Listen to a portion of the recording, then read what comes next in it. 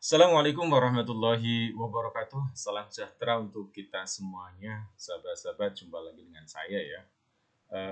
Kita akan melanjutkan pembahasan kita terkait dengan gizi dan kesehatan anak usia dini ya. Dan kita sampai pada pertemuan yang ke berapa berarti? Ke-9 ya setelah ujian tengah semester. Nah, saya akan melanjutkan pembahasan kita terkait dengan pengasuhan dan pola hidup sehat. Kenapa ini menjadi tema yang memang kemudian perlu untuk dibahas? Karena pola hidup itu sebenarnya sangat dipengaruhi oleh bagaimana kemudian kita dibesarkan, kita diasuh seperti itu. Dan nanti kita lihat pengaruh-pengaruhnya seperti apa ya. Nah, untuk sahabat-sahabat yang barangkali baru menyaksikan channel Psikologi Menjawab, simak sampai selesai, perhatikan detailnya, dan ingat untuk subscribe, like, comment, and share ya. Nah, sahabat-sahabat, pengasuhan dan pola hidup sehatnya. Nah, pertama kita akan berbicara tentang pengasuhan. Apa sebenarnya pengasuhan itu sendiri? Nah, pengasuhan itu pada dasarnya adalah proses interaksi antara orang tua dan anak dalam mendukung perkembangan fisik, emosional, sosial, intelektual, spiritual sejak anak dalam kandungan sampai dewasa. Jadi berbagai upaya yang kemudian diberikan ya oleh orang tua untuk mengembangkan aspek-aspek ini. Jadi kalau dulu mungkin orang hanya melihat soal aspek fisik, terus kemudian kejiwaan gitu ya. Tapi kemudian seiring berjalan waktu ini berkembang. Ada banyak aspek termasuk emosional, sosial seperti itu ya, dan juga intelektual dan juga spiritual. Berbagai upaya kalau anak-anak berarti misalnya bentuknya stimulasi ya. Ya artinya interaksi ini sangat sangat beragam, bisa bentuknya stimulasi. Misalnya contohnya melatih perkembangan motorik anak ya. Atau kalau sudah besar berarti mendidik ya.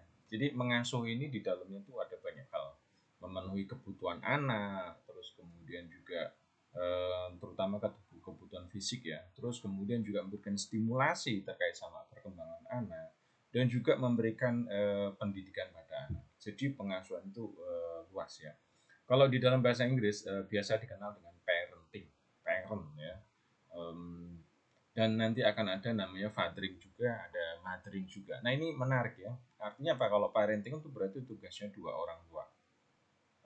Kalau cuma satu aja, nah itu berarti mungkin bisa mothering atau fathering. Dan dua-duanya itu memiliki pengaruh yang masing-masing ya, memiliki manfaat masing-masing di dalam perkembangan anak ya. Terus kemudian ada pola hidup sehat. Apa itu pola hidup sehat?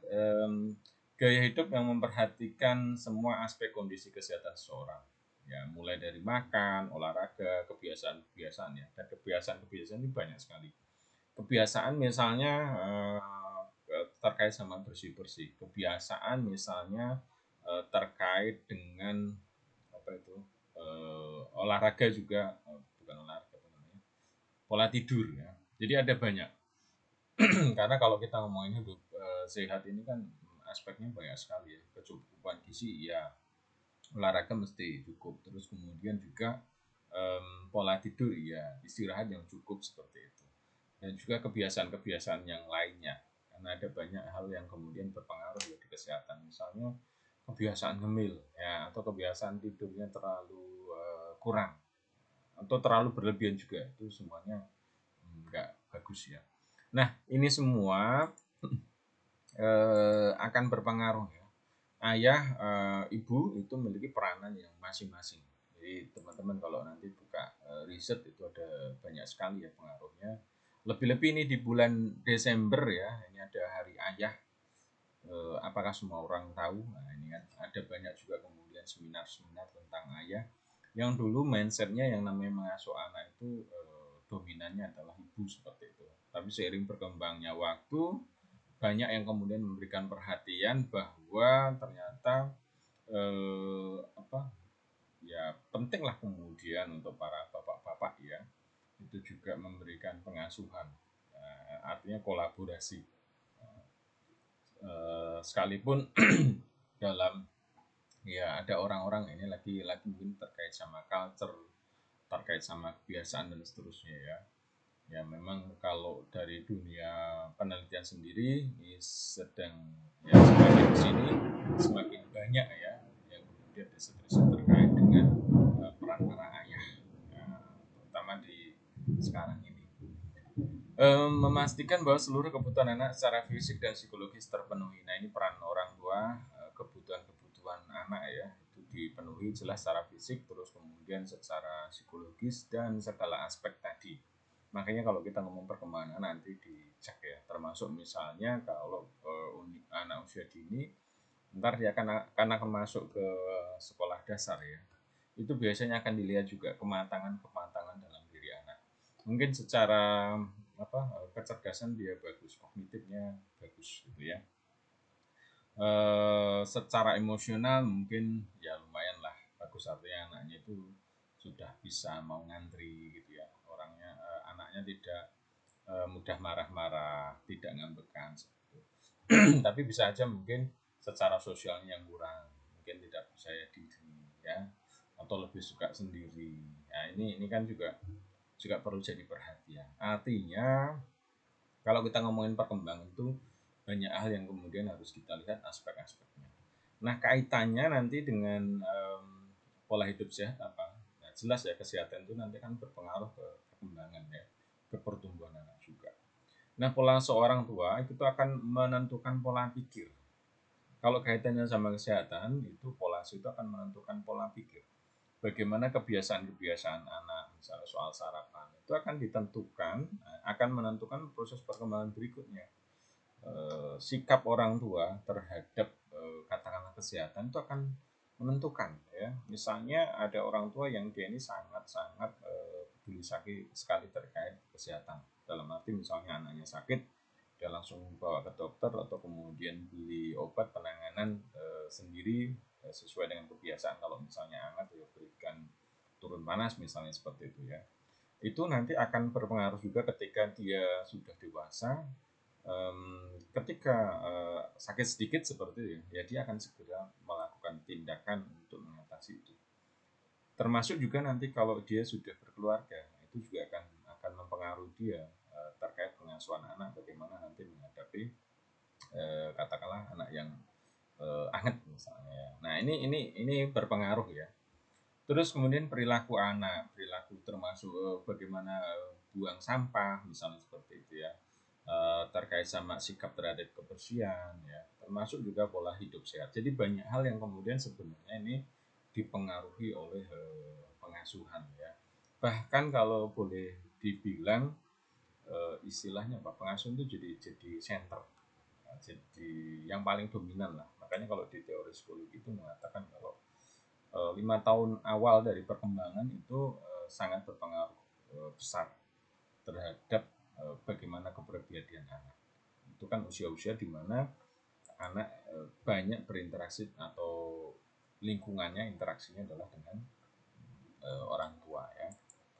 Jenis pola asuh. Kalau kita ngomongin terkait dengan pola asuh, ini ada beberapa pola ataupun gaya ya yang umum kemudian dilakukan orang. Dulu mungkin sangat kelihatan batasnya.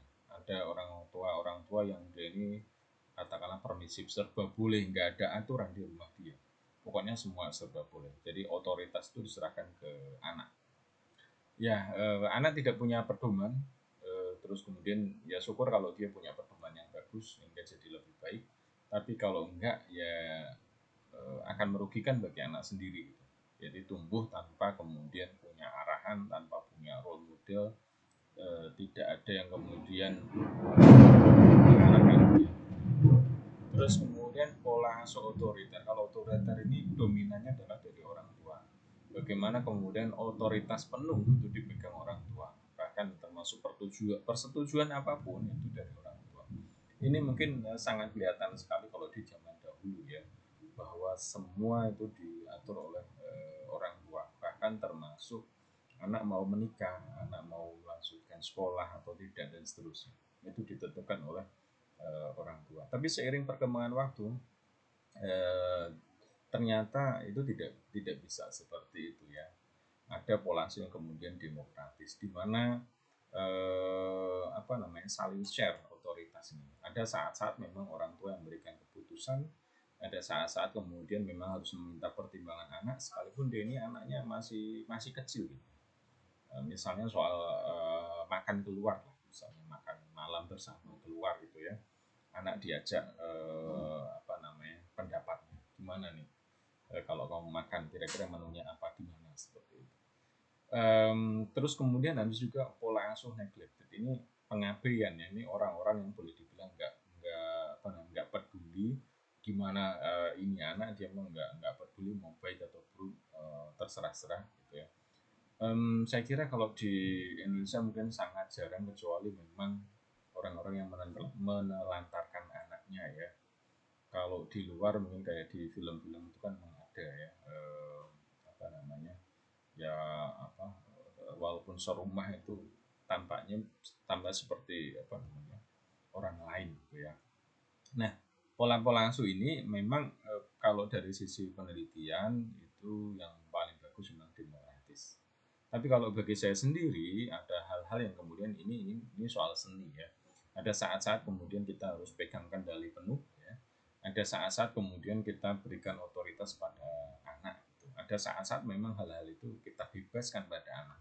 Ada saat-saat yang kemudian memang kita ya abaikan saja lah gitu ya. Ini sisi anak. Makanya di kesini terkait sama pola asuh ini nanti juga akan berkembang ya, berkembang dengan yang namanya pengasuhan helikopter parenting. Nah ini helikopter parenting, atau ada juga yang menyebut ini drone ya, drone parenting. Seperti apa sih helikopter parenting ini? Rekan-rekan kalau pernah melihat film ya di TV gitu ataupun apa gitu kan ya, ketika mengawasi sesuatu, misalnya kayak mengejar, kalau misalnya kayak polisi mengejar penjahat seperti itu ya, ini di atasnya itu ada pesawat yang mengikuti seperti itu, atau ada drone ya. Nah di sini ya bukan berarti anak itu penjahat ya seperti itu, tapi intinya adalah mengawasi anaknya ini loh ya. Anak ini diawasi memanage di dalam mengawasi. Jadi ada orang-orang tua yang dia ini boleh dibilang tuh tipe pengintai, sangat kepo lah, bahasa itu sangat kepo dengan segala hal yang dilakukan anak ya. Dia mencari informasi siapa temannya dan seterusnya, pokoknya ingin tahu semuanya ya. Ini kalau di kalau bahasanya kayak orang melamar pekerjaan itu sampai tahu ya tempat kerjanya di mana, bosnya siapa, ini siapa, jadi kumpulin data kayak detektif. Nah, ada juga tipe terbang rendah. Ini bahkan sampai kemudian turun tangan. Kalau misalnya anaknya ini pengen berkarir seperti itu, ya dia sampai kemudian katakanlah mengirimkan lamaran kemana-mana, membantu, atau kemudian kalau orang ini nyari jodoh seperti itu, dia udah nyari dulu data-datanya ke ke yang lain-lain, mungkin ke tetangganya atau mungkin kerabatnya, kenalannya gitu ya, seperti mau mencarikan jodoh ya, untuk membantu, tujuannya memang untuk membantu si anak. Ada juga yang perang gerilya ini sampai kemudian turun langsung ya, kalau misalnya melamar pekerjaan itu nggak diterima itu, dia sampai telepon bosnya. Ini contoh ekstrimnya seperti itu ya. Nah, artinya apa? Ini juga fenomena yang menarik di helikopter parenting ini ya. Ada orang-orang tua yang seperti itu ya. Kalau bagi saya sendiri, ada wilayah-wilayah yang menurut saya kita memang harus percaya ke anak, tidak sepenuhnya melepaskan. Kalau saya lebih sukanya itu seperti layangan ya, seperti itu ya. Ada saat-saat yang kemudian kita kita lepaskan, kita ulur ya, kita ulur sampai yang semaksimal, ada juga kemudian kita tarik. Saya lebih suka yang gaya seperti itu ya. Atau ada saat-saat kemudian memang kita kontrol penuh. Kalau helikopter parenting ini tampaknya memang berangkatnya dari ingin memastikan ya, ingin membuat semua aman, yang bisa jadi Yang bisa jadi masalahnya itu adalah karena ini, karena rasa cemas ya, rasa cemas di dalam diri orang tua. Maaf mati lampu kayaknya nggak perlu pakai video saya ya. Nah itu helikopter ya. Nah berikutnya pengasuhan dan kebersihan. Apa sebenarnya kaitannya sama ini? Ini juga sangat berkaitan erat ya. Orang tua memiliki peran penting dalam menanamkan mindset terkait kebersihan. Jadi sebenarnya pola hidup bersih itu sangat ditentukan oleh orang tua. Misalnya apa? Buang sampah seperti itu. Saya mencermati ada berada di lingkungan di mana kok sulit sekali untuk kemudian di situ itu orang-orang mematuhi buang sampah seperti itu. Karena memang ternyata apa namanya, ya orang tua tidak memberikan contoh. Ya kalau kalau apa namanya buang sampah ya pokoknya dilempar seperti itu. Nah ini ya. Terus kemudian soal kerapian barang-barang. Kalau teman-teman cermati ada orang-orang yang dia itu rapi, tapi ada juga orang-orang yang dia itu tidak bisa rapi ya. Dan ternyata soal kerapian barang-barang itu sangat berkaitan erat dengan pengasuhan yang dilakukan oleh orang tua. Nah, terutama kalau pandemi ini ya, soal cuci tangan itu juga sangat, nanti saya kira juga akan sangat berpengaruh ya perkembangan anak. Atau kalau teman-teman ada mungkin dari kita ya pulang-pulang seperti itu ya, terus kemudian ganti baju, asal letakin aja, bahkan mungkin digeletakin di lantai seperti itu baju kotornya. Itu lagi-lagi menurut saya itu bagian dari kebiasaan juga ya. Tapi ada juga orang-orang yang dia itu rapi, jadi bajunya apa namanya kotor seperti itu ya, langsung kemudian dimasukkan ke keranjang, ya ke keranjang, sehingga kemudian juga akhirnya itu bersih ataupun rapi ya. Nah itu teman-teman kita masih masih apa namanya kameranya tadi mati ya karena mati lampu koneksi internetnya putus seperti itu. Saya lanjutkan ya. Pengasuhan dan pola makan. Ini pola makan ini juga berkaitan erat terkait sama kesehatan ya. Bagaimana kemudian apa yang dikonsumsi anak, apa yang dimakan, kebiasaan sarapan seperti itu, ini juga berpengaruh besar. Orang tua memiliki peran besar bagi anak dalam pola makan. Enak tidak enak. Jadi termasuk enak nggak enak makanan itu sebenarnya sangat berkaitan erat dengan apa namanya kebiasaan kita. Ya, apa yang kemudian kita makan, jadi orang tua itu sebenarnya punya peran penting di dalam menanamkan ke anak enak atau enggak enak ya. Kalau kemudian orang tua dari kecil katakanlah anak lebih sering mengkonsumsi apa yang dimasak oleh orang tua, maka itu yang akan menjadi frame bahwa inilah makanan yang enak seperti itu ya. Tetapi kalau kemudian dia banyak referensi ya, maka dia akan sudah mulai membandingkan mana yang enggak enak. Nah, kalau kemudian bisa dibayangkan kalau ternyata dari kecil anak itu banyak banyak jajan ya, sehingga bagi dia mindsetnya yang terjadi adalah jajan itu adalah makanan yang enak, sedangkan yang di rumah itu nggak enak seperti itu. Makanya saya ingat di masa-masa kecil dulu boleh dibilang sangat minim sekali untuk kemudian jajan ataupun ke warung seperti itu. Ya kekhawatirannya adalah nanti kalau nggak mau makan nih masakan di rumah seperti itu ya. Ya itu logis ya. Di sisi lain memang katakanlah masakan di warung itu variasinya lebih banyak.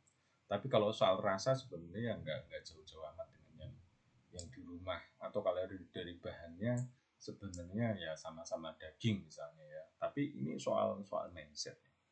Jadi kebiasaan terkait makanan, misalnya sarapan pagi itu juga sangat dipengaruhi oleh orang tua.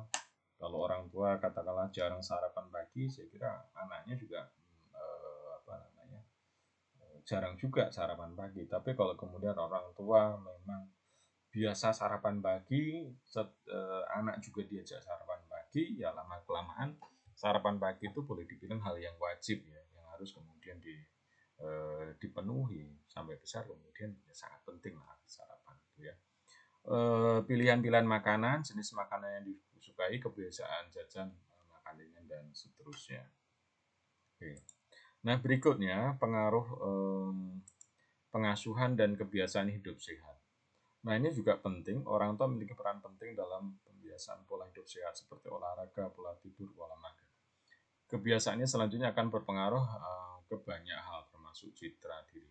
Jadi, kalau orang tua katakanlah biasa untuk olahraga, terus ngajak anak jalan-jalan, itu juga akan jadi kebiasaan. Makanya sangat wajar kalau kemudian kita cermati ya, kalau sepak bola lalu kemudian anaknya juga dilatih sepak bola seperti itu ya, atau kemudian pemain bulu tangkis anaknya juga pandai bulu tangkis, punya ketertarikan terhadap olahraga. Ini juga kaitannya sama kebiasaan ya. Terus kemudian juga pola tidur, bagaimana pola tidur orang tua itu juga akan berpengaruh ke anak ya, termasuk juga pola makan hidup sehat. Nah, nanti akan berkembang juga terkait sama citra diri anak. Apa yang ada di rumah, penilaian dari orang tua itu akan berpengaruh ke citra diri anak. Ya, termasuk misalnya kaitannya sama citra diri ini, apakah kemudian anak itu katakanlah merasa diterima, dihargai, itu juga akan nanti menentukan bagaimana kemudian penerimaan diri dia, gitu ya. Oke, mungkin nanti di kesempatan lain kita bahas secara detail soal itu. Hal penting bagi orang tua, ada istilah buah tidak jatuh jauh dari pohonnya. Artinya, ya kalau kita menginginkan menghendaki sesuatu dari anak, ya kita harus mulai dari diri kita sendiri, gitu. Membiasakan dan memberikan contoh. Ya. Pembiasaan saja tidak cukup ketika tidak diikuti dengan contoh. Kita katakanlah memberikan saran, memberikan masukan ataupun nasihat, saya kira itu kurang maksimal ketika tidak diikuti dengan contoh. Maka contoh itu jadi hal yang penting ya, jangan sampai kemudian kontradiktif. Lebih-lebih lagi kalau kemudian sudah bagus dikasih contoh di rumah, tapi kemudian di pergaulan ada contoh yang berbeda, nah tentu ini juga akan jadi apa namanya, istilahnya kebingungan bagi anak ya. Nah itu teman-teman terkait dengan pengasuhan dan pola hidup sehat ya. Ini sangat penting sekali kaitannya. Sebenarnya ada banyak hal yang bisa dibedah ya, berdasarkan riset, bahkan termasuk juga gangguan kesehatan secara psikologis itu dipengaruhi oleh pengasuhan. Misalnya contohnya kan ada terkait sama kurus, gemuk nggak gemuk kan seperti itu ya. Bagi sebagian orang itu sangat memperhatikan terkait dengan itu, terkait sama fisik. Nah itu kan kaitannya nanti kan dengan makanan ya. Bagaimana kemudian penilaian orang tua terhadap anak. Kalau orang tua katakanlah sangat menghargai, mungkin katakanlah badannya yang ideal langsing seperti itu ya. Kira-kira ngaruh nggak di anaknya? Kemudian mungkin anaknya juga orang tua melakukan diet, tetapi dipahami anak itu membatasi makan seperti itu.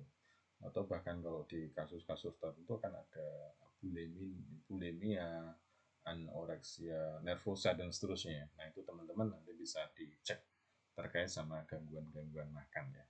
Oke, mudah-mudahan bermanfaat. Itu dari saya. Assalamualaikum warahmatullahi wabarakatuh. Ingat untuk like, comment, and share, dan jangan lupa subscribe ya.